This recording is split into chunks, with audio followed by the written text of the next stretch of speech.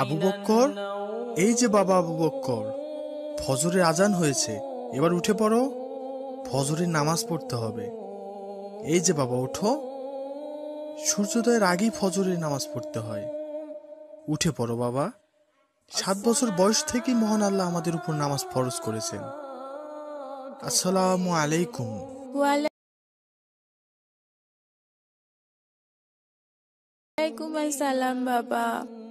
উফ বাবা, প্রতিদিন সকালবেলা ঘুম থেকে উঠে আমার ফজরের নামাজ পড়তে একদম ভালো লাগে না।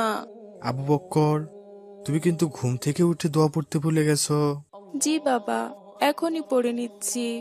আলহামদুলিল্লাহ হিল্লাজি আহিয়ানা বাদানা আমাতানা ওয়া ইলাইহিন নাশুর। এবার চলো নামাজ আদায় করি। আমার ফজরের নামাজ পড়তে ভালো লাগে না বাবা। মা, মা, সকালের নাস্তা কি তৈরি হয়েছে মা? খেতে দাও না মা, আমার খুব ক্ষুধা পেয়েছে। এই তো আসছি বাবা, একটু অপেক্ষা করো। আহা বাবা, দেখো না আমার হাত খুব জ্বলে যাচ্ছে। মা, দেখো না আমার হাত খুব জ্বলে যাচ্ছে। মা, আমার খুব কষ্ট হচ্ছে। বাবা দেখো না।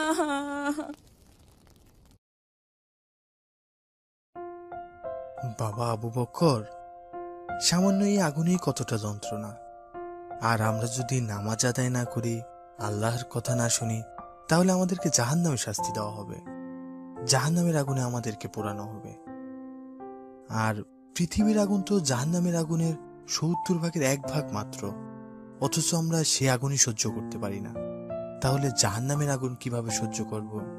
তাই জাহান্নামের আগুন থেকে বাঁচতে আমাদের নামাজ আদায় করা উচিত, আল্লাহর কথা শোনা উচিত, কখনো নামাজ পরিত্যাগ করা উচিত নয়, কখনো নামাজে গাফিলতি করা উচিত নয়। হ্যাঁ বাবা, তুমি ঠিকই বলেছ, আমি বুঝতে পেরেছি। আমরা সামান্য দুনিয়ার আগুনই সহ্য করতে পারি না, তাহলে জাহান্নামের ভয়ঙ্কর আগুন কিভাবে সহ্য করব?